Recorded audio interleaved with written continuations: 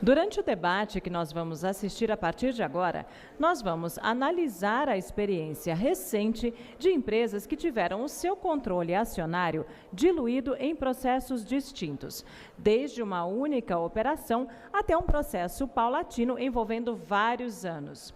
Quais são as vantagens e desvantagens de cada alternativa? E o que aprendemos até hoje? Para nos ajudar a encontrar estas respostas, eu gostaria de convidar agora ao palco o moderador do debate, conselheiro vice-presidente da AMEC e sócio da Mercato, senhor Regis Abreu.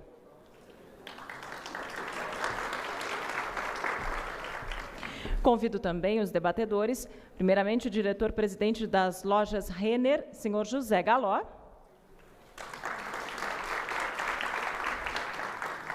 E o presidente do Conselho da Brasil Foods, senhor Nildemar Seches.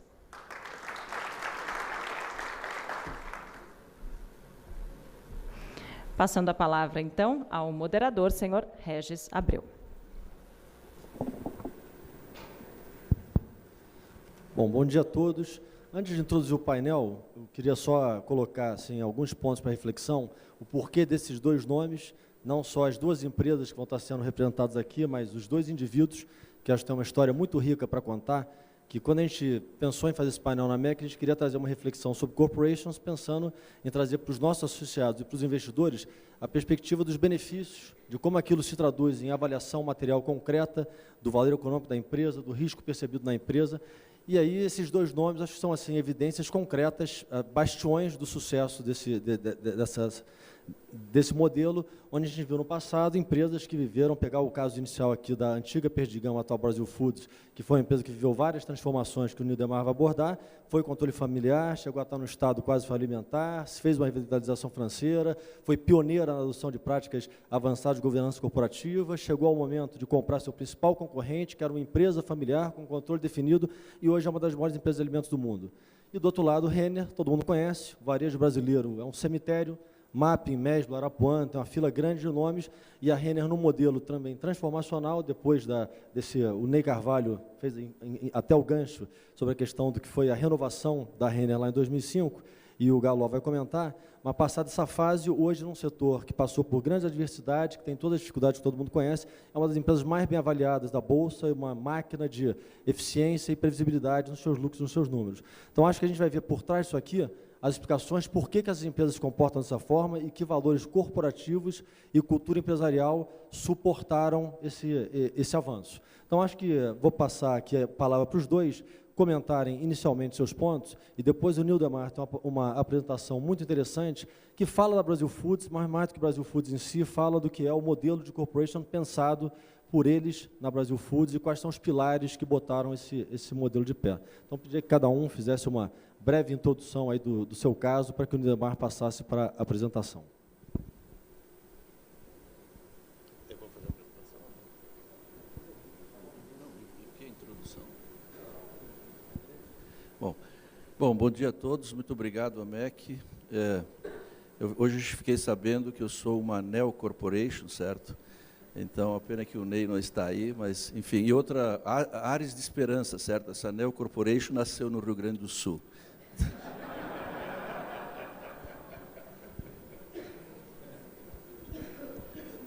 Bom dia a todos.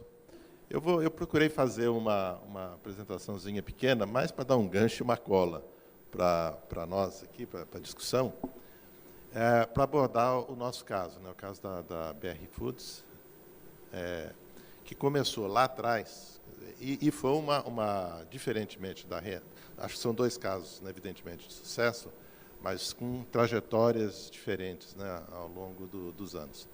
Nós começamos com um planejamento que nós queríamos uma corporation, lá atrás. 1994, 29 de setembro de 94, nós iniciamos com essa ideia, quer dizer, quando a empresa, que era familiar, né, da família Brandalize, entrou em dificuldades financeiras, um grupo de investidores, fundos de pensão, junto com a VEG, né, o Egon, na época, adquiriram o controle da Perdigão, na época. E começou com um controle compartilhado, né? Naquela época era um controle compartilhado. E foi um caso, eu acho, assim, que bastante emblemático, com uma trajetória, vamos dizer, são 17 anos, né, que ocorreram desde o início até o final, até a consolidação desse processo todo, né? Então, foi um processo muito longo. E, nesse período, ela se transformou na 6ª maior empresa de alimentos do mundo, com uma renda... Eu gosto, quando enche minhas apresentações assim, de dados, eu tiro praticamente todos os dados e deixo só um. Ela deu 32% ao ano, 17 anos consecutivos de retorno para o acionista. Taxa interna de retorno, 32% ao ano, 17 anos seguidos. E a gente sempre acha, puxa, agora vai ser difícil daqui para frente. E continua todos os anos com essa rentabilidade fantástica para os acionistas. Eu acho esse o principal, esse é o objetivo, vamos dizer, de todos os... eu passo aqui. Aponto para onde? Deixa eu ver se eu... Aí. Então, ela deu 32% ao ano, 17 anos consecutivos. Acho que esse é o melhor dado para dar da empresa e o único dado. E a 6ª maior empresa, e você imagina as outras 5 que estão na frente, que são Nestlé, Kraft, Danone, a General Mills, Kellogg's e a Heinz. E a gente estamos escondidinho ali, no meu, pelo menos, está meio escondidinho, mas nós somos ali, o vermelhinho, a 6ª empresa de alimentos do mundo, né, em valor de mercado. E esse período, então, teve 3 fases, que a gente sempre está acostumado agora, especialmente os mais jovens, da BRF. Eu soube que o Ney fez uma abordagem bem interessante hoje sobre a história do mercado de capitais, e nós somos mais ou menos uma amostra do mercado de capitais, o que foi. Em 94, quando a gente assumiu a Perdigão, vocês podem não acreditar que existisse isso na época dos mais jovens, mas eram 3 empresas de capital aberto, com acionistas diferentes e proporção do acionista controlador diferente em cada uma.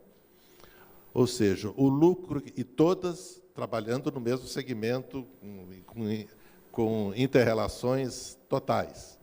Ou seja, você, na realidade, arbitrava o lucro de um conjunto de acionistas. No fundo, era isso. Você tinha o poder de arbitrar. Esse vai ganhar tanto, esse não vai ganhar nada esse ano.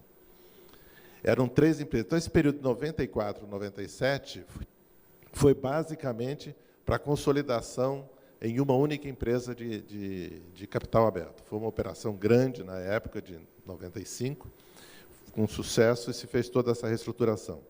O período 98, 2005, e foi o período da recuperação da empresa também. Ela já começou. Em 94, você pega os 3 anos antes, ela deu uma média de 50 milhões de dólares de prejuízo por ano.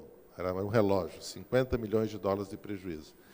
Em 95 é o primeiro ano e o primeiro lucro pequeno, e daí em diante a empresa nunca mais foi para o resultado negativo, né? E de 98 a 2005 foi um forte crescimento da empresa, onde se estabeleceu todos os mecanismos que nós tínhamos imaginado lá naquele começo, das boas práticas de governança, né? E o período 2006, sim, aí que nos transformamos numa corporation, como foi dito, com a incorporação da Sadia, aliás, foi um pouco antes, a transformação em corporation, e com a incorporação da Sadia deu uma dimensão ainda mais a essa empresa, né?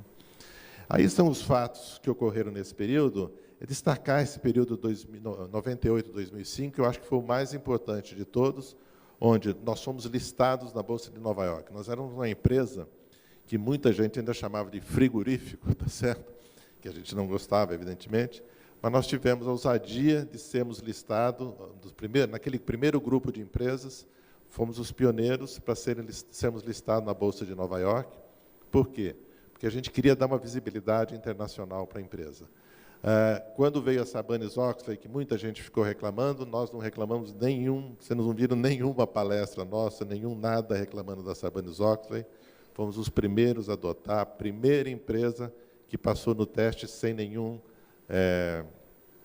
ponto a corrigir pela auditoria. E temos o tag-along, temos comitê de auditoria, nos principais índices da Bolsa, inclusive no índice de sustentabilidade empresarial. E 2006, aí sim, fomos para o novo, foi a consolidação do processo. Porque o período 98-2005, embora fosse alguma coisa que todos almejassem, foi um período de intensa discussão entre todos os acionistas, porque havia sempre aquele receio da perda do controle. O que será a minha vida depois que eu não tiver esse controle da empresa, né? Então, foi um período mais longo do que nós tínhamos imaginado, mas foi bom, porque acho que foi uma fase que todos se convenceram das vantagens de se ir para uma corporation. E depois eu ainda vou falar alguma coisa de corporation, que também não é remédio para todos os males, né? Corporation é uma forma de organização societária, como tem a empresa familiar, controle compartilhado, não é uma panaceia para todos os males, né? Eu sou presidente do conselho da BR Foods, que é uma corporation, sou membro do conselho de administração do Itaú, que é um controle compartilhado, da VEG, o Dan teve aqui hoje, que é um controle compartilhado, sou vice-presidente do conselho da VEG, que é uma empresa familiar, e dei só exemplo de empresas bem-sucedidas, eticamente corretas e que dão resultado. A corporation, simplesmente, é uma forma de organização que não impede, vamos dizer, o crescimento da empresa, ou ele facilita esse crescimento acelerado da empresa. Eu acho que, não sei, tem várias coisas aí, mas acho que a mensagem que eu poderia passar mais importante é essa, né? Quando você tem um controle familiar, ela é muito dependente daquele grupo de controle. Do controle compartilhado, idem ainda, porque eu acho que você fica no meio termo, você nem vai para um lado, nem vai para o outro. Você tem que dividir a decisão com um conjunto de pessoas, e você fica dependente sempre do elo mais fraco para crescer. A corporation libera isso, porque não tem um controle definido, quem não pode participar perde participação. Em geral, e sempre eu vejo isso, a grande vantagem, você aumenta bastante a liquidez das ações e ele pode entrar e sair no momento que for mais conveniente para as finanças dele, né? Mas não é solução para nada, é simplesmente uma forma de organização, que foi o que nós construímos aí em 2006, entrando para o novo mercado, demos direitos igualitários, fizemos a transformação das ordens PREF pagando 1 para 1, mecanismos de proteção para todos e direitos igualitários para todos os acionistas.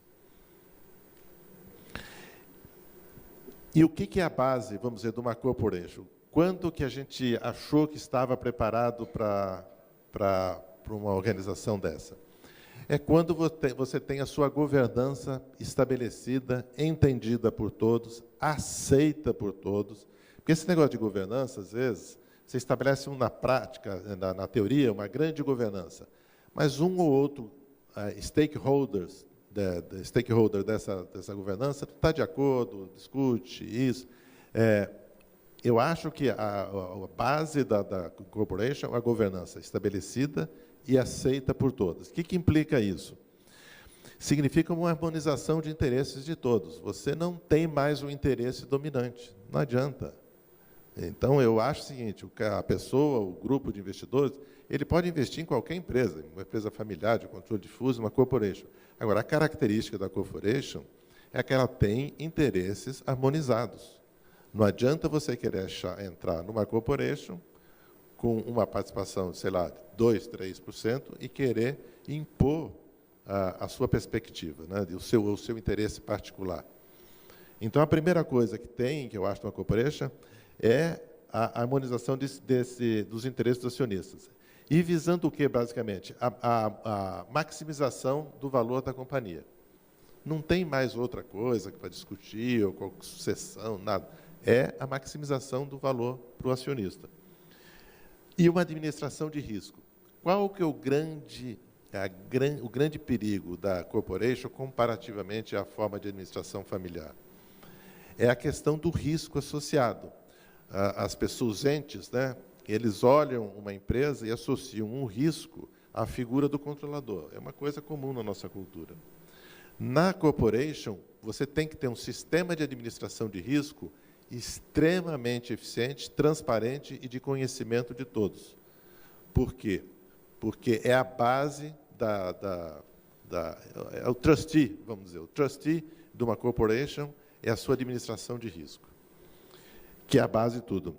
E o que ela possibilita, então? A alavancagem do crescimento. Se você tem uma visibilidade, se tem uma ação que precifica a sua empresa de uma forma absolutamente correta, porque ela tem uma grande liquidez, se você tem uma grande transparência e uma administração de risco conhecida pelo mercado, você muito mais facilmente vai ao mercado e se alavanca para o crescimento.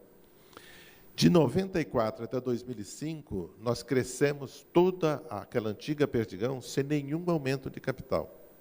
Em 2005, ao transformarmos, nós tivemos acesso tão fácil a esse mercado que foi o período das grandes aquisições e dos grandes crescimentos da empresa. Batavo, LG e todas aquelas empresas menores, a Plus Food na Europa, e toda aquela fase de crescimento da companhia. Então, esse sistema é a base do sucesso de uma corporation. Opa. Aí dá mais ou menos o que eu já disse, o da fase de crescimento. A gente tem que imaginar, a Perdigão antiga valia, em 29, no 1º de janeiro de 95, 200 milhões de reais. E era 1 para 1, 200 milhões de dólares naquela época. E faturava 400 milhões de reais. Esse foi o crescimento da empresa, como vocês podem ver, até 2006, 2005, 2006, né? Até 2005, com certeza. Nós compramos um pedaço em 2005 da Batavio e no ano seguinte o resto. A empresa fez todo o seu crescimento sem nenhuma aquisição. E depois é a fase das grandes aquisições, do crescimento, e que deu esse retorno aí de 32% ao ano nos últimos 17 anos. O nosso controle hoje é um controle bastante difuso. O maior acionista é a Previ, é histórica essa participação da Previ, foi lá desde o início. Ela tem 12,2% do capital. E diversos outros, aí a Petro, aquele conjunto de fundos de pensão que detinham a maioria da empresa, hoje detém menos de 25% da companhia. E a nossa governança, que eu falei que é a base de tudo, está essencialmente baseada num forte envolvimento do Conselho nas decisões. Essa é outra grande questão também. Quer dizer, a separação das funções, eu acho fundamental, eu e o Galó estava conversando um pouquinho antes, eu acho fundamental a separação do que é a esfera do Conselho de Administração, do que é a esfera executiva, né? Uma corporation pressupõe uma empresa profissionalizada, totalmente profissionalizada. E as funções de estratégia no conselho e as funções de execução numa equipe extremamente profissional e com separação de funções. Eu aprendi uma coisa com o Egon, que era o chairman, era o presidente da companhia durante todo o meu período. Só num período curto que eu tive que acumular como CEO e chairman, uma coisa fundamental. Ele se ocupava da estratégia com uma rigidez incrível. Quer dizer, ele me dava todo apoio na parte operacional e tudo, mas a preocupação dele, toda vez que a gente conversava, era essa. Então, no dia que eu passei para o FAI, lá, a BRF, eu fui para o meu escritório particular, eu vou lá na empresa, evidentemente, né? Mas eu tenho meu escritório particular e deixo a operação para separar as funções. Você se envolve muito nas questões operacionais, você perde a sua função de crítico e de estrategista da companhia. Então, acho que fizemos um modelo que funciona bem com essa separação bastante segmentada e profissional do que é execução e do que é estratégia. E criamos comitês de assessoria do Conselho, temos comitês de auditoria, comitê de governança, comitê de finanças, de recursos humanos, de pessoas. E fizemos uma boa integração, acionistas, conselho, direção, com foco na orientação colegiada o tempo todo, para fugir de personalismos. O personalismo é uma coisa boa e ruim, né? Eu sei, por exemplo, o Renner está muito associado ao Galó, a BRF muito tempo teve associado à minha figura, tudo. Isso é bom enquanto você está nesse processo de formação. Depois não é bom. Quer dizer, é bom que a empresa tenha a sua vida, ela tenha seu curso natural e ela se sustente nas boas práticas de governança ela apresente, né? E essa sempre foi a estratégia da nossa companhia. Nós sempre tivemos um planejamento de longo prazo, com a sustentabilidade, tanto empresarial, social e econômica. Tivemos o nosso código de ética. O nosso código de ética é de 1995. É um código, ele sofreu algumas poucas adaptações por causa da CVM, primeiro por causa da Sarbanes-Oxley, mas ele vigora desde 95. É um código de ética que todos os funcionários leem e assinam e atestam que têm conhecimento dele. E uma administração profissional, como eu falei, um controle difuso e uma elevada governança corporativa. Eu acho que isso que fez o sucesso da companhia e faz o sucesso de qualquer empresa que pretenda se transformar numa corporation. E as vantagens da corporation, que eu coloquei já também, acho que todos, equalização de direitos, melhoria de liquidez, prêmio atribuído pelo mercado, basicamente em função da liquidez e da transparência, uma visibilidade e transparência, agilidade para captação, é uma agilidade muito grande hoje no mercado. Eu vejo, a gente fala hoje, mas não é bem hoje. Desde que a empresa passou por esse controle difuso, 2005 até hoje, nós fizemos diversas emissões, 3 emissões de ações, fizemos 2 grandes emissões de bonds de 10 anos, e é uma empresa que tem uma facilidade muito grande de captação no mercado. Nossos múltiplos, evidentemente, incrementaram, depois disso eu vou mostrar, e uma melhor volatilidade da ação. Isso daí, olha, a liquidez do nosso papel, no ano 2005, era de 3 milhões de dólares por dia. Em 2012, a média é de 76 milhões de dólares por dia, ou seja, cerca de 150 milhões de reais dia. Um aumento aí de 2.430% da liquidez. Por quê? Porque você pôs mais papel no mercado, né? Você transformou, aumentou vertiginosamente a liquidez da empresa. E acompanhado de uma valorização do papel. Nós crescemos aí 185% nesse período, que deu uma média de 16% ao ano, fora os dividendos, né? A isso acrescenta-se os dividendos pagos. E aí uma propagandazinha, que é a melhor companhia para os seus acionistas pela revista Capital Aberto, os prêmios que nós ganhamos, o RI nosso da América Latina, para o setor de alimentos e bebidas, governança corporativa pela revista Época, conselheiros mais influentes do Brasil, melhores CEOs, CFO da América Latina, melhor executivo de RI da América Latina, melhor programa de RI e melhor relatório anual da empresa.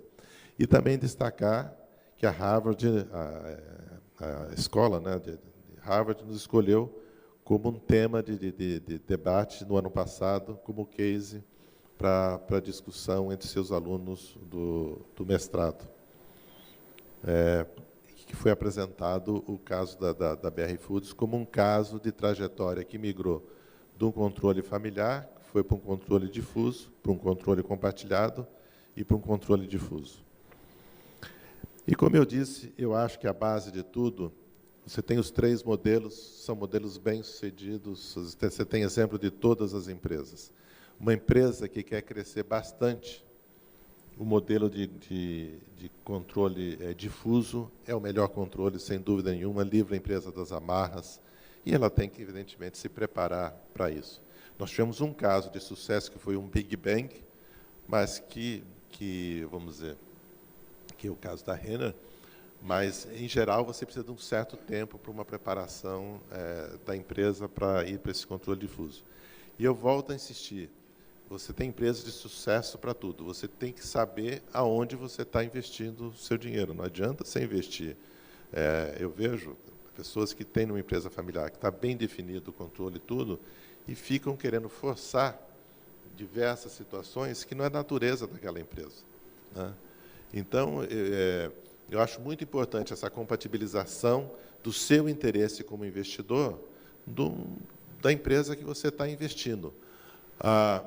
Muitos investidores têm visão, e não é crítica, porque tem investidor que tem fundos que tem resgate de 2, 3, 4, 5 anos. Ele tem um horizonte definido, né? Então, ele tem um determinado interesse. você tem investidores, são esses grandes fundos de pensão e tudo que estão um investimento de muito mais longo prazo.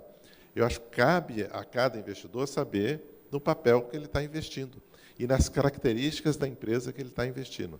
Acho que nós somos modelo de sucesso, em parte por um trabalho feito, mas principalmente porque tivemos acionistas compatíveis com a estratégia que nós tínhamos adotado, que era uma empresa que ia crescer no longo prazo, para se transformar numa grande corporation e numa grande empresa de alimentos a nível mundial.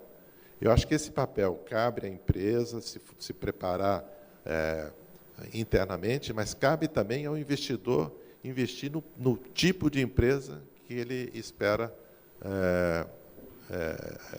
colocar seus recursos para ter o seu retorno. Acho que era basicamente isso que eu tinha que falar e estou aberto aí para uma discussão. E agora passar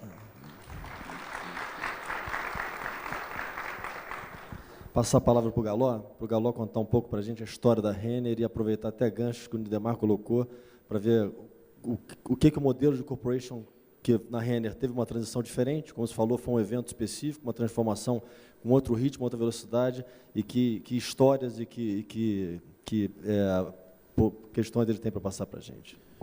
Bom, eu vou expor para vocês os passos que nos levaram até uma corporation, eu vou contar a história, mas através da história eu vou destacar alguns pontos assim extremamente interessantes. Não vou entrar em aspectos técnicos, em papéis de CEO e de chairman, porque isso certamente o próprio Nildemar já expôs e também outros painéis estão explorando isso. Mas, na realidade, na Renner, nada aconteceu por acaso. A história começa lá com o seu AJ. Né? O seu AJ foi um grande empreendedor lá do Rio Grande do Sul, né? E ele tinha princípios sociais extremamente fortes, ele tinha uma visão, assim, ele introduziu, foi a primeira pessoa a introduzir o 13º salário, tinha leis sociais, cooperativa para os seus colaboradores, né? E depois, daqui a uns 10 minutos, vocês vão entender, mas você veio aqui para falar do seu AJ, vocês vão entender o que é importante na Renner. A Renner fez o seu IPO em 1967, mostrando exatamente essa visão associativa do seu AJ.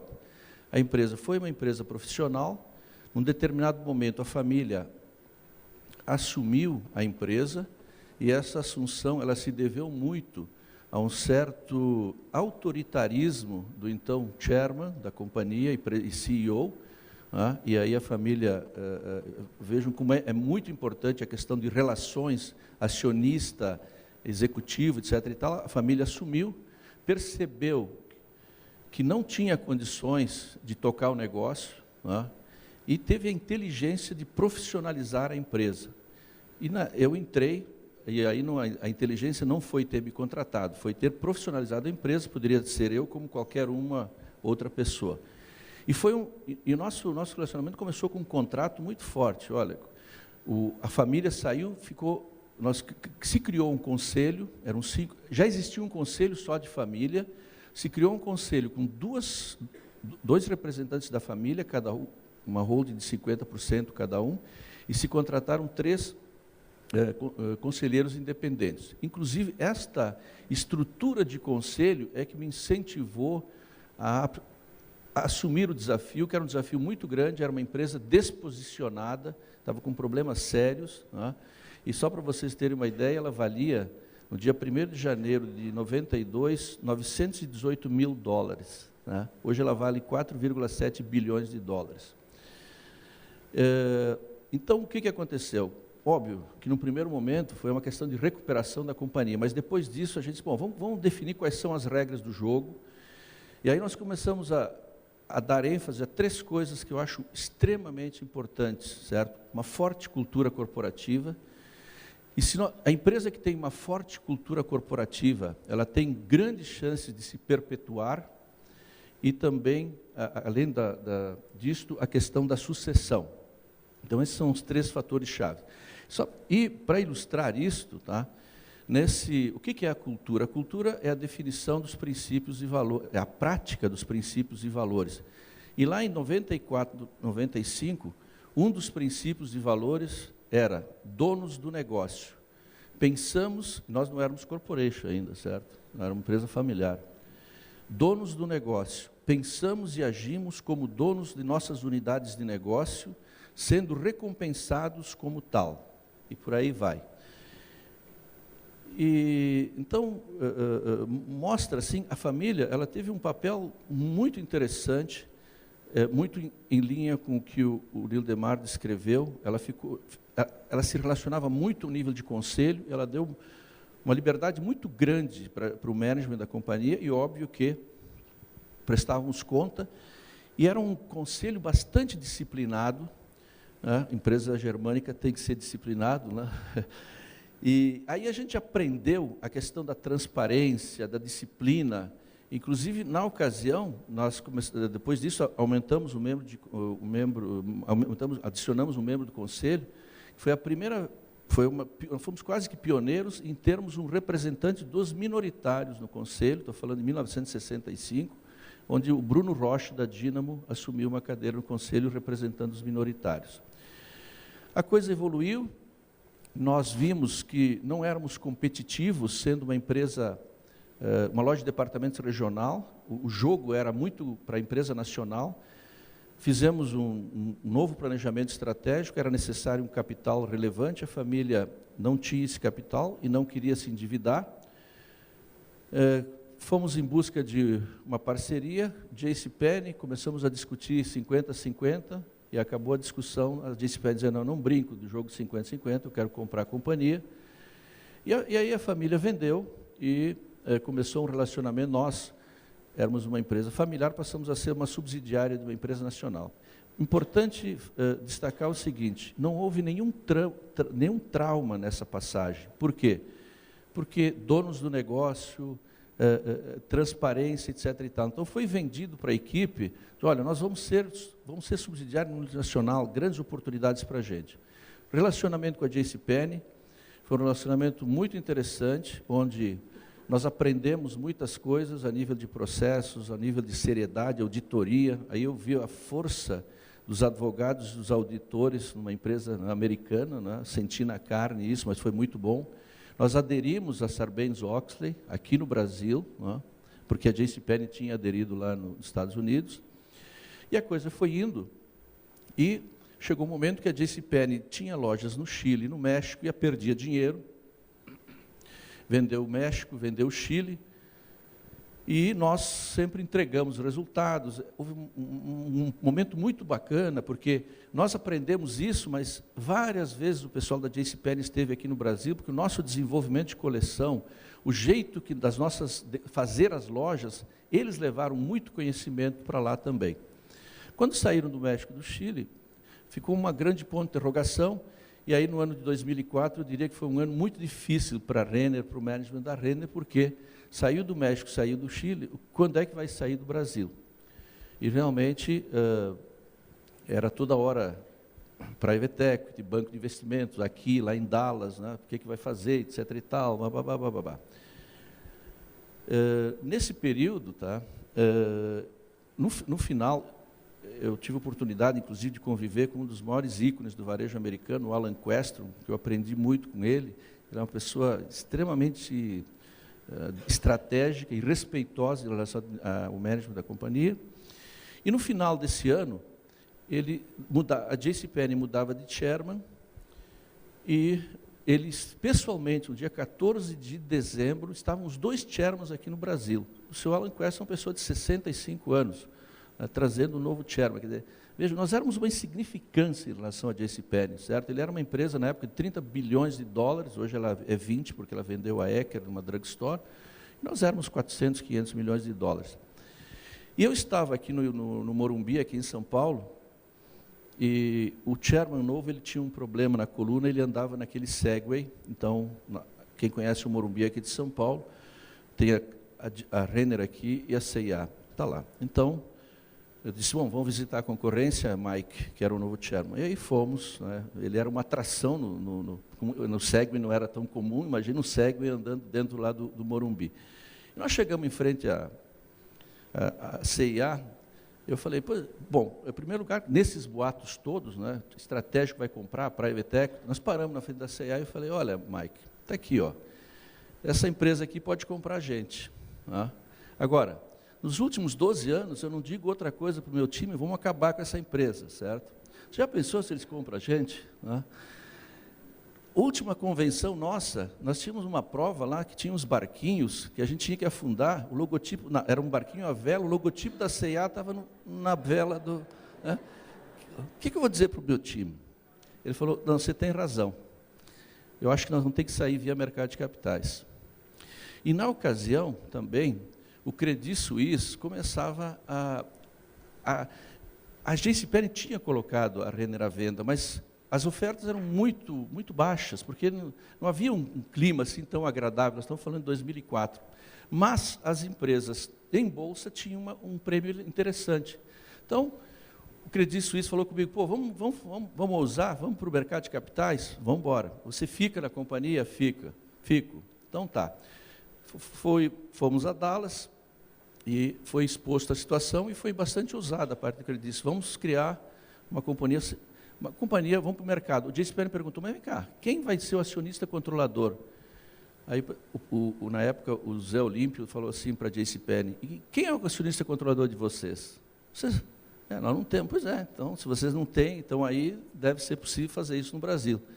E partiu, então, a ideia de se ir para o mercado de capitais. Nós fizemos isso em 3 meses, pessoal, 3 meses da decisão até a precificação, definição de contratos, tudo novo, certo? O pessoal da Matos Filho foi bastante eficiente, bastante competente, né? Eu acho que praticamente tudo saiu certo. Se alguma coisa talvez não tenha saído certo, eu não acredito a qualquer tipo de intenção, seja da gestão, seja quem estava vendendo, mas era na pressa, era falta de modelos. E estávamos em início de roadshow, estoura um mensalão. Tá? Bom, gente, o que viabilizou foi que, como a Renner tinha feito um bom trabalho lá adiante, antes da JCPenney, nós tivemos a confiança, a volta de vários investidores que acabaram viabilizando. E, véspera do roadshow, chega um fax de um estratégico que diz assim, eu estou disposto a pagar o que vocês vão obter no IPO, não, no follow-on. Né? Aí o chairman falou assim, não, vocês chegaram atrasados, o trem partiu da estação, eu vou honrar o que eu prometi. Né? Quer dizer, então, é bom a gente ver, esses momentos é que são maravilhosos a gente viver na vida. Fomos para o follow-on, conseguimos a colocação, e aí, na realidade, tínhamos que formar o conselho, começamos a ver, depois precisamos de um conselho importante, forte. Na época, inclusive, o Lildemar foi convidado para ser o chairman, mas ele, por razões particulares, não estava vivendo um momento difícil e não aceitou, né? Teria sido uma honra nossa. E aí formamos o conselho e começou a nossa vida. Né? Teve o POCA, né? O POCA, remuneração de administradores. Né? Então, o pessoal da JCPenney contratou tal, e tinha ficado definido, ó, X% das ações, que vai ser dividido entre os 6 ou 7 diretores. Eu falei, não, nós vamos continuar com esse X% de ações, mas eu quero, não só para os diretores, mas também para o segundo escalão. Eu quero que esses 24 pessoas aqui participem dessa quantia de stock options que vocês inicialmente dariam só para 7 diretores. E a coisa começou a andar, né? E, enfim,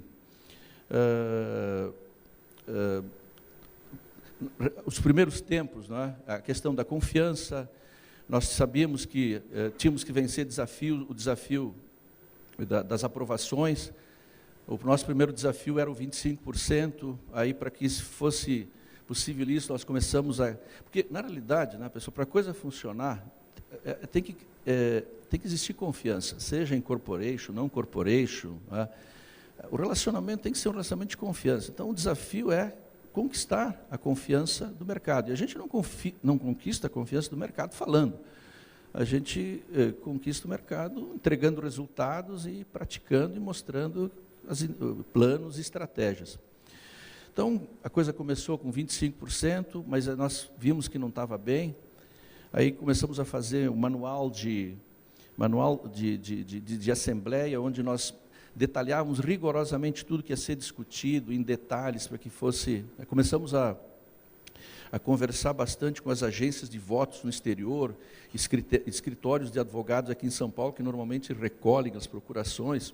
A gente via que essas agências de proposição de voto, muitas vezes elas não entendiam e acabavam, assim, por uma certa comodidade, dando um voto que a gente via que não era um voto construtivo e que eles não tinham entendido bem o que é. Então, começamos ali a trabalhar, a conquistar a confiança desse pessoal, esclarecer. Enfim, e aí a coisa começou a andar e começamos agora, nessa nossa última assembleia, nós conseguimos praticamente uma participação de 40%, que numa corporation é um número bastante relevante, bastante interessante, e a coisa está muito baseada nisso, transparência, informações. A gente sabe que tem que ter um cuidado muito especial, a presença no mercado, a presença não só do CFO, mas do CEO, sempre à disposição. A confiança é muito importante. Eu me lembro que, naquele momento do follow-on, as pessoas gostavam dos números e diziam assim lá para o Cris: eu quero ver o management na minha frente, eu quero olhar nos olhos dele, eu quero ver o que ele está falando. Então, que mostra que nem tudo são números nessa vida, certo? Então, foi isso tudo que fez com que a gente criasse, né, essa história, e estamos aí, e agora é a continuidade disso, uma coisa que a todos preocupa. O papel do Conselho está muito claro, muito definido. Eu estava conversando com o Nildemar. Bom, em primeiro lugar, naquela época, o pessoal da JCPenney falou: você quer ser o chairman, o CEO? Eu disse: não, se nós vamos começar com governança, vamos começar bem começado. Então, vamos achar um chairman e eu fico como CEO. E eu diria para você o seguinte: eu tive muita sorte, tá? Tive excelentes chairman. O atual, o Cláudio Sonder, é uma pessoa maravilhosa. Eu diria para vocês que o chairman de uma corporation, ele tem que ser uma pessoa especial, no sentido assim, de, quem sabe, uma experiência corporativa, uma pessoa que já tomou decisões, uma pessoa que já correu riscos, porque são decisões muito difíceis e muita responsabilidade. Se você tem como chairman uma pessoa que é hesitante, que não toma decisões, aí você está numa corporation, realmente é um problema muito sério. Eu tive a sorte e a felicidade de ter esse chairman dentro dessa qualificação, e hoje nós temos uma química, não só com o presidente, mas com o conselho. Está muito claro o que ele faz, o que eu faço, o que eu apresento, como se apresenta, enfim, estamos tocando. E como falei para vocês, nosso desafio agora são essas 3 palavras: perpetuidade da companhia, né? E a gente sabe que a perpetuidade depende de uma forte cultura, né? E uma forte cultura, está lá o Jim Collins, quando ele fala que ele fez aquele estudo Feitas para Durar, empresas longevas de 100 anos, lá tem várias corporations, certo? Né? Então, significa que uma corporation também pode ser uma empresa longeva, desde que ela tenha uma cultura forte que vai garantir a sua perpetuidade. Era isso, obrigado.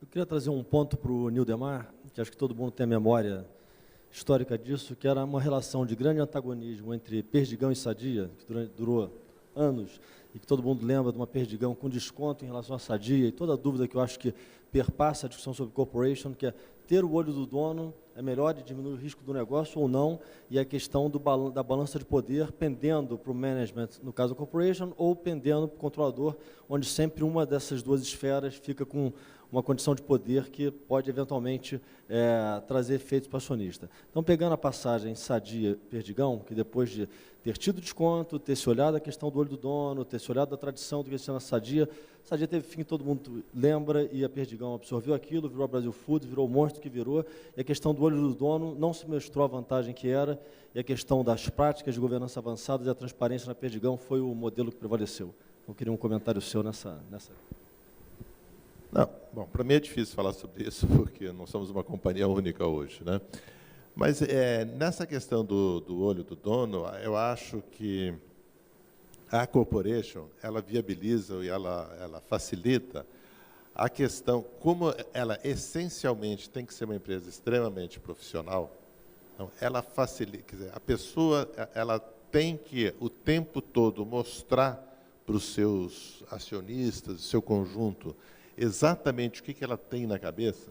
Né? Porque se você tem uma empresa familiar, o cara pode ter toda a estratégia na cabeça, essa estratégia eu não vou revelar para ninguém, eu guardo para mim. Uma corporation, isso é impossível, certo? Você tem que ter um planejamento de longo prazo, você tem que botar ela em discussão, você tem que... Vamos dizer, o processo, me parece, fica muito mais rígido, muito mais rico, né? Ele fica mais rígido também. Então, a Perdigão, eu acho que a grande diferença é que ela tinha uma estratégia que a gente seguia, assim, que é o que o Galó falou, que assim, 100% é cultura da empresa, né? Eu acho que disseminamos uma cultura nas duas organizações, essa cultura do profissionalismo e da visão de longo prazo. Nós tínhamos um planejamento de longo prazo e muita gente fala, aconteceu por questão dos derivativos. A Perdigão era 4 vezes menor, né? O faturamento era 4 vezes maior. O derivativo aconteceu quando nós já éramos 10% maior em faturamento e em valor de mercado. Então, eu acho que essa cultura do planejamento, de você prestar conta o tempo todo, olha, onde que essa empresa vai estar, nós nunca ficamos um ano sem um planejamento de longo prazo. Quer dizer, o nosso planejamento é 2015. Tivemos uma reunião essa semana, vamos começar o planejamento para 2020. Quer dizer, nós sempre temos uma visão de longo prazo. Eu acho que isso foi o fator. O segundo fator foi o seguinte, naquela hora havia uma dívida, sei lá, cada um tem um número aí que seria necessário, mas, enfim, era da ordem de uns 5 bilhões. Né? Nós fechamos a operação, quer dizer, fechamos lá a operação, eu fechei, com absoluta certeza que eu ia captar no mercado. Nós não tínhamos captado. Nós fechamos, assinamos e depois fomos fazer o follow-on. Por quê? Porque a gente sabia que nós tínhamos acionistas que conheciam perfeitamente a empresa, o preço da ação estava absolutamente precificado, tanto é que o follow-on não teve aquele negócio de 30 dias antes a ação cair, a ação subiu. Né? Então, não teve nenhum sobressalto, captamos o dinheiro num período crítico, né? Tá, Lehman Brothers estourando, captamos o dinheiro, concluímos a operação. Eu acho que a grande diferença aí, assim, que eu sinto, né, foi essa, de ter uma visão de longo prazo. Né? Eu lembro sempre uma reunião que eu tive com os fundos, que foi crítica, foi em 96, quando tinha várias empresas em dificuldade, nós tínhamos a opção de comprar algumas empresas, e nós fizemos uma reunião que eu falei assim, a reunião hoje é para decidir se vocês são acionistas por 1, 2, 3 anos, ou 5, 6, 7 anos. Isso que vocês têm que responder hoje. Se for para 1, 2, 3 anos, é muito mais negócio de comprar uma das que estão aí, você está um up no faturamento, vem esse EBITDA rapidinho para dentro, tal, todo mundo fica feliz. 5, 6, 7 anos, compensa a gente sair desse modelo que nós temos e criar um novo modelo, que era o modelo Centro-Oeste, que foi um grande divisor de águas, foi o nosso projeto para Rio Verde. Fomos para o centro do milho, redução de custos e tudo. Então, vocês têm que decidir hoje. Fizemos um seminário, uma sexta e um sábado, no Hotel Glória, no Rio, para a gente decidir qual que era a expectativa deles. Eles falaram, não, a resposta até vieram por escrito, nosso modelo é mais de 10 anos. Bom, mais de 10 anos, seguramente, vamos fazer um planejamento de longo prazo e vamos para uma estratégia de ir para o Centro-Oeste. E fizemos um projeto, na época, que era maior que o nosso patrimônio líquido e maior que o nosso valor em bolsa. Né, que foi um projeto, um mega projeto, foi o projeto de Rio Verde. E eu acho que, então, a base, a grande diferença é isso, a confiança que você tem nos instrumentos de administração que te viabilizam um planejamento de longo prazo. Só para, antes de passar para a plateia, só para o Galó um ponto, eu acho que é um ponto também de polêmica, que é a questão da relação chairman-CEO, que há o mantra da separação absoluta e da distinção total, e que, bem sempre, esse é o melhor caminho. Existe uma certa zona de nebulosidade que, às vezes, esses papéis se confundem. O que é a instância executiva, o que é a instância da propriedade. Então, no teu caso, como é que é a visão sobre esse ponto e que você, quer dizer, vê isso de perto nessas transformações que a gente acabou de comentar aqui? Especificamente na corporation, não pode haver problemas, né, entre essas duas funções, certo? Porque senão a coisa não anda, a coisa não funciona. E aí é muito do que eu falei, certo? Exatamente deixar muito claro os papéis, né? E a composição do conselho também, óbvio que o chairman, ele vai, nós, por exemplo, no nosso conselho, nós procuramos qualificações. Nós queremos, bom, o que nós precisamos? Nós precisamos de alguém muito bom em planos estratégicos, precisamos de alguém muito bom na área financeira, precisamos alguém muito bom na área de recursos humanos, precisamos alguém muito bom na área de produtos de consumo, enfim. Então, aí nós vamos buscar os melhores, né, que possível. Mas chega a certa hora que você tem que tomar essas decisões muito fortes, talvez não tão fortes quanto o Neil Demar teve que tomar, mas são decisões de investimento, de tomada de recursos, né, de endividamento. E aí, se você não tem um chairman que realmente já teve essa vivência, já compreendeu, tem uma capacidade de avaliar realmente, uma capacidade intuitiva para avaliar se aquilo que está sendo proposto vai dar certo, aí a coisa funciona. Agora, se você tem uma figura decorativa, aí a coisa não vai funcionar, né? Então, eu acho que é crucial.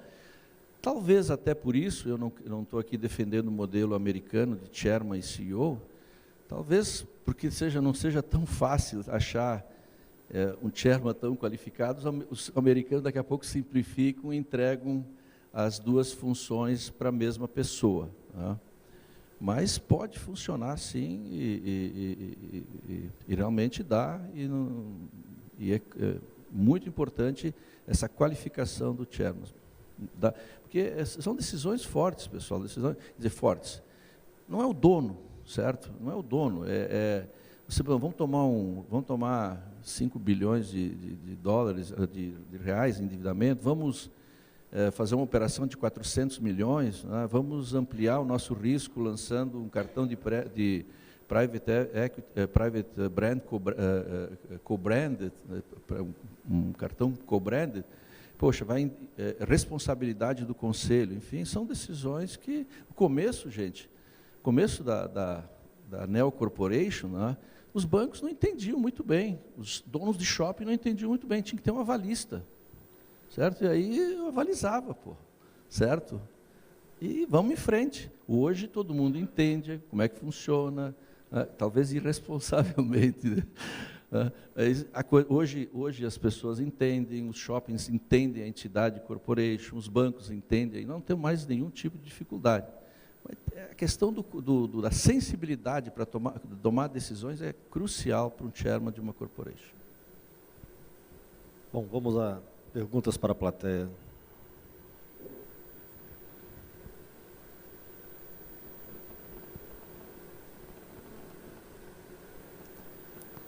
Sem perguntas. Então, peraí, por favor. Bom dia, sou Flávio Pestana, da CDN Relações com Investidores. Eu queria saber do Neil Demar, quando ele fez essa reunião com os fundos no Hotel Glória, que eram os acionistas controladores da empresa na época, se naquela reunião não fossem fundos de pensão, e sim private equities ou asset management, que fossem os majoritários ali naquela reunião, quer dizer, se as decisões teriam sido as mesmas, e o que teria acontecido com a companhia daí? Não, é difícil de saber, né? Eu acho que foi a decisão correta tomada. Acho que, porque a gente tem que pensar às vezes, esses fundos, né, que têm um prazo limitado, tipo private equity, ele tem um horizonte definido.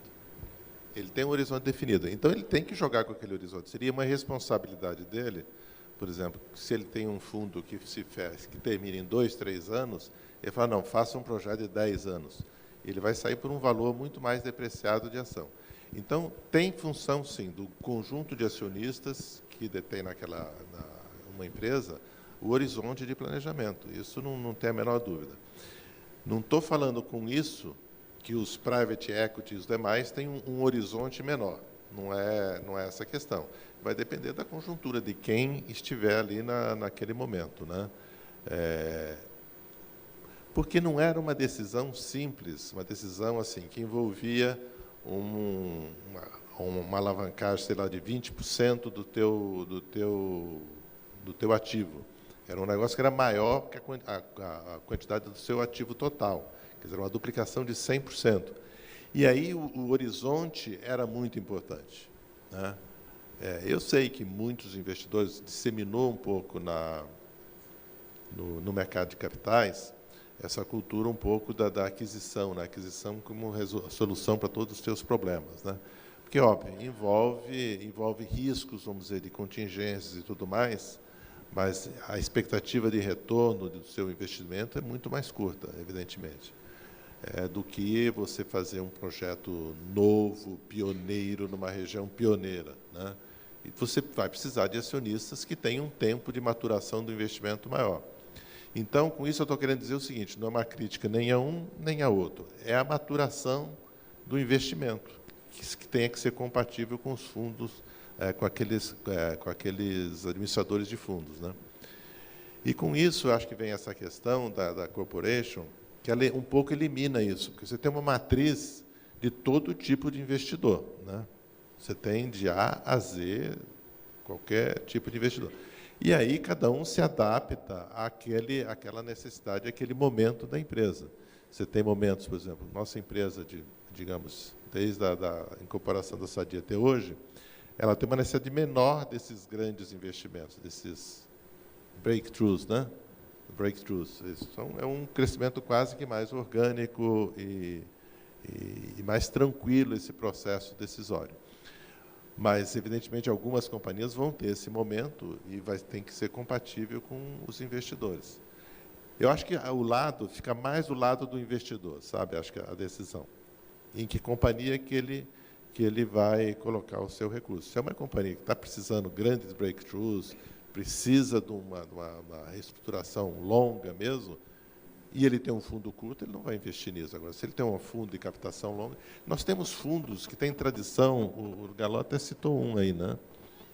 Que tem tradição de investir a muito longo prazo, eu diria com um prazo de expectativa até maior que dos fundos de pensão, né? O Galó, não quero fazer propaganda de ninguém, mas citou um aí, que é um pessoal que investe longo. Tem diversos, ele citou um, mas tem diversos fundos que têm uma expectativa bem de longo prazo mesmo para os seus investimentos. Nós mesmos temos investidores importantes, nós, que são investidores de longo prazo. Oi, Mauro da MEC. Eu não sei se vou ajudar ou atrapalhar o trabalho do Geraldo no próximo painel, que vai tratar da comunicação entre o conselho e o acionista. E vocês falaram dos acionistas, eu queria saber como isso é administrado no caso da Renner e da Brasil Foods, como vocês se comunicam com esses acionistas de longo prazo, se é alguma coisa diferente, se há, de fato, um papel no conselho para essa função. Bem, normalmente, o investidor de longo prazo, ele, pela sua própria natureza, ele já quer mais detalhes, certo? Então, essa é a pessoa que... Você já sabe, quando você vai falar com esse seu stakeholder, você vai ter que entrar em mais detalhes, enfim, ele vai entrar em detalhes estratégicos, muito mais do que detalhes numéricos. Mas, na realidade, a gente tem que tratar bem todo mundo, certo? E aí, a prioridade é sempre desse pessoal. Olha, você quer falar com o CFO, você quer falar com o CEO, enfim, isso está muito claro, está muito aberto. Nós temos a nossa área de RI e a comunicação se define pelo outro lado. Tá? Nós nos adequamos, a gente sempre procura, óbvio, dar esse destaque estratégico, sair um pouco do número, por quantas lojas você vai abrir o ano que vem, qual é o teu EBITDA, babá. Então, mas vamos pensar no seguinte, vamos pensar que nós estamos mudando nosso sistema de distribuição, que vai acontecer isso, vamos pensar que nós estamos criando... Então, mas tem aqueles que valorizam mais, certo? Tem aqueles que valorizam mais e aí pede mais e recebe mais.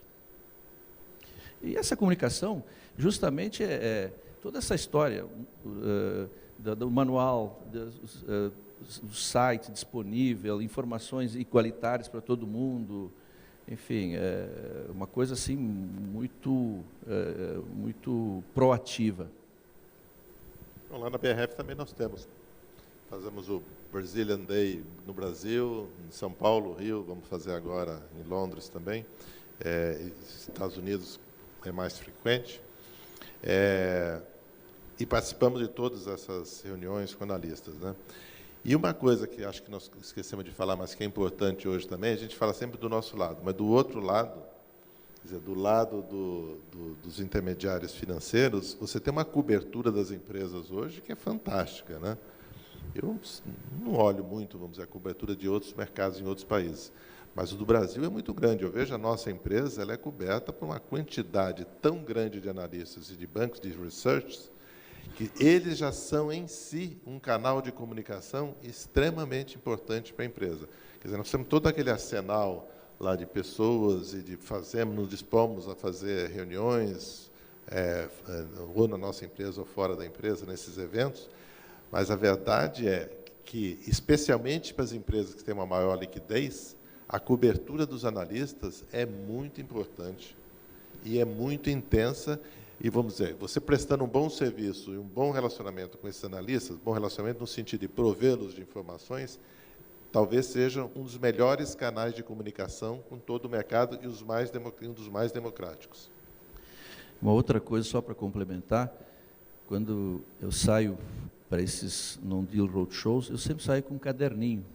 O que a gente aprende com as perguntas do pessoal é um negócio impressionante. Eu tenho a humildade de dizer que várias vezes, puxa vida, eu ainda não tinha pensado nisso, né? Ou isso eu não sei. Bom, mas é uma pergunta legal. Quando a gente retorna, reúne a turma toda, olha aqui, ó, isso aqui, né? Realmente é uma troca, não pense que a gente só dá informações, não. Essa instigação do mercado, ela pode ser muito bem aproveitada em benefício da companhia. Sandra Guerra, presidente do Conselho do IBGC. No painel anterior, a gente fez uma provocação que eu repasso para vocês. Vocês claramente abordaram bem a importância do papel do Conselho, como o Conselho acaba sendo mais robusto numa corporação. Mas eu trago agora, também ainda em conexão com o investidor, para a questão da Assembleia, que também, numa situação de dispersão acionária, você entra para uma assembleia muito menos sabendo do que vai acontecer do que quando você tem um controlador e você já tem ali 70%, 80% dos seus votos resolvidos. Vocês cobriram na resposta para o Mauro muito essa questão da relação com o analista, do investidor, que é um lado do cérebro do investidor, mas eu queria falar do outro lado do cérebro, que é aquele que exercita não o direito econômico, mas o direito político, né, que vota nas assembleias e que, para isso, precisa entender não só a sua estratégia, como a sua governança, o detalhe. Certamente vocês têm investidores são investidores relevantes que prestam muita atenção em vocês. Você disse 40% na sua assembleia, foi um número fantástico que você conseguiu. Eu termino com a pergunta. Os investidores internacionais, locais e internacionais, estão prontos para exercer esse papel maior que eles têm numa corporation, de maior responsabilidade, já que eles são donos, efetivamente, do negócio, não há um dono controlador? Olha, provavelmente, quando um acionista tem que participar de uma assembleia lá nos Estados Unidos, ele aperta um botão, já sai a procuração, blá, blá, blá, blá. Para participar aqui no Brasil, tem que ir para a procuração, reconhecer firma no consulado, é uma grande burocracia. Mas isso tudo acho que foi vencido, certo? Foi vencido. Hoje já existe uma rotina, um processo instalado, porque o pessoal não tinha a rotina, o processo de participar de assembleias, não sei se na América Latina, sei lá, mas no Brasil não tinha. Então, todas essas novas corporations, né, e todo mundo trabalhando em cima disso, incentivando, manual de assembleia, venha participar, não esqueça, 45 dias antes, os escritórios desses de votos sendo alimentados, nos ajude, incentive, os advogados que representam esse pessoal aqui, nos ajudem, vamos incentivar. Acho que está dando resultado, tanto é que está ficando cada vez mais fácil e se instalou esse processo, já tem os 4 botões que tem que apertar agora, o pessoal já consegue com os 4 botões entrar no Brasil aqui com muito mais facilidade. No nosso caso também, eu lembro a primeira experiência, quando nós estávamos para fazer, às vésperas da gente fazer, teve uma assembleia da RENA, e o Galó, nós estamos falando na época, ele estava com uma tremenda dificuldade para ter quórum na assembleia, acho que nem deu na primeira assembleia, teve que fazer uma segunda assembleia. E nós ficamos preocupados, o que nós fizemos? Pegamos um grupo de acionistas, que nem a maioria, não dava 51%, mas já era um grupo, para se comprometer para votar na assembleia. Chamava, não era acordo de acionistas, era um acordo de voto, era um acordo que eles participariam da assembleia para votar e tudo mais, porque nós tínhamos esse receio. Esse acordo já se inspirou e tudo mais, e de lá para cá, na verdade, se desenvolveu essa técnica, vamos chamar assim, né, para você de pegar procurações e dar... E é interessante o seguinte, os investidores querem participar, eles querem, então nós criamos essa figura também, 30 dias antes de cada assembleia, tem o manual da assembleia, com todas as questões que vão ser apresentadas na assembleia, e qual que é o voto que a administração recomenda, e por que ela recomenda aquele voto. Então, tem a pauta, o voto da administração e a justificativa por que daquele voto. E existe esse trabalho. A nossa última assembleia, que nós precisávamos até de um quórum de 2/3, que tinha questões da SADI, de incorporação e tudo mais, nós conseguimos 68 e alguma coisa, 68,7, acho que foi, acionistas votando. E a média, vamos dizer, sem essa pressão que nós precisamos, tem dado entre 60 e 64, é uma participação bem grande desses investidores. E a gente fala, não, são grandes investidores. Não são, é uma quantidade muito grande, são grandes, sim, porque, vamos dizer, numa empresa que tem um valor de mercado de 30 bilhões, qualquer 0,1% são 30 bilhões. Né? Então, são investidores de um porte médio e que dão essas procurações assim, pulverizadas, chegam mais ou menos uns 25% a 30% de bem pulverizadas mesmo. A maior parte das procurações são dadas para a própria administração, quando concorda com o voto da administração, que felizmente tem sido o caso, eles dão a procuração para a própria administração votar. Outros utilizam escritórios aqui de São Paulo. Mas eu diria que esse acho que é um problema que está relativamente superado. Eu só queria desmistificar um mito.